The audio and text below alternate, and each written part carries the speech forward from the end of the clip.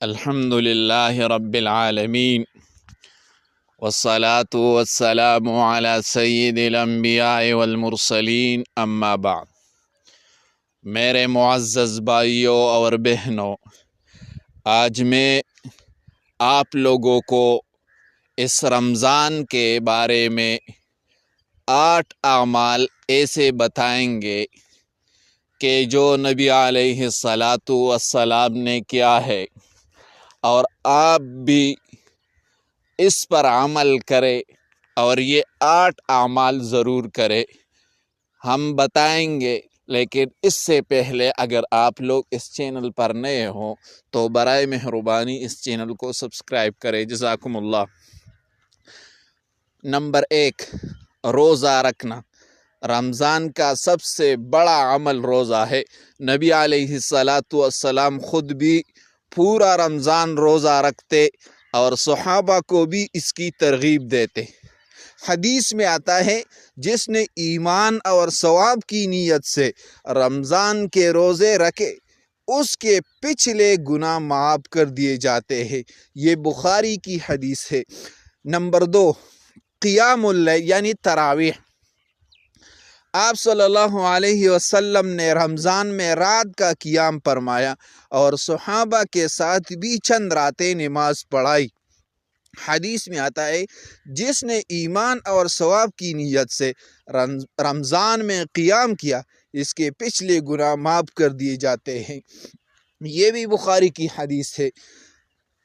عمل نمبر 3، قرآن مجید کی تلاوت کرنا۔ رمضان میں قرآن کی کثرت سے تلاوت کر دیتے۔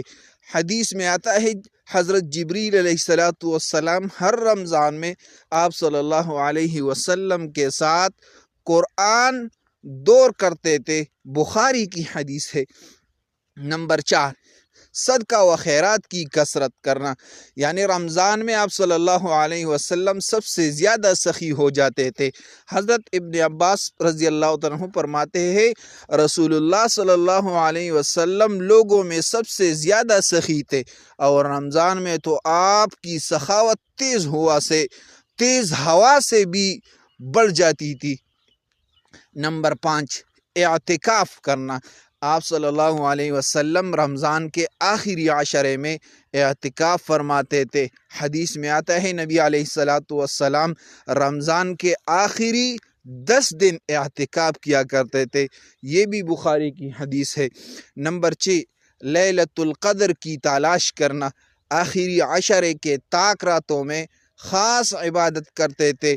حدیث میں آتا ہے، لیلۃ القدر کو رمضان کے آخری عشرے کی طاق راتوں میں تلاش کرو۔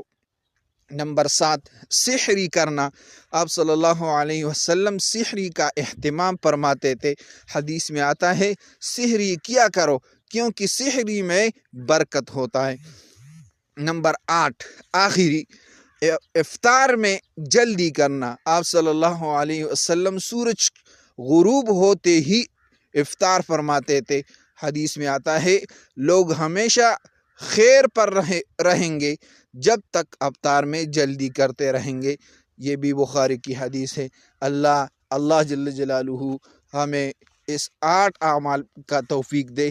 وآخر دعوانا ان الحمدللہ رب العالمین۔ چینل کو سبسکرائب کریں، جزاکم اللہ احسن الجزا۔